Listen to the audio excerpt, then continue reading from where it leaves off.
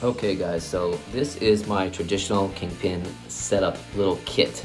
So on Riptide Sports website, you want to type in crank barrel with a K and find the crank barrels. This is kind of the generic bushing we all really need in all of our trucks. So scroll down to Duro and you can see many options. It starts off with 96, which is the hardest, 93, 90, 87, and 84. Now with all of my traditional kingpin setups, they're either stock or I utilize 93A in the rear and 90A up front. I like to say this really wakes up the board a lot. What I mean by that is you're gonna feel more maneuverability in the board, but it'll still be stable as hell. Now at only $10 for 2 bushings, I always recommend getting a little bit more because everybody's riding style is always different.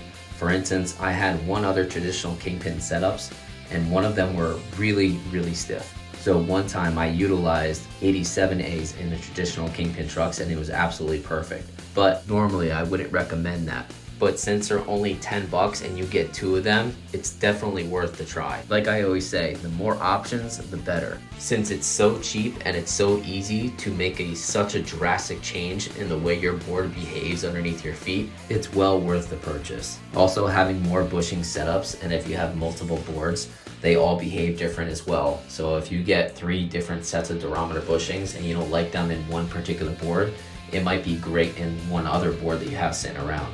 Also, most trucks have cones, especially up front on the top.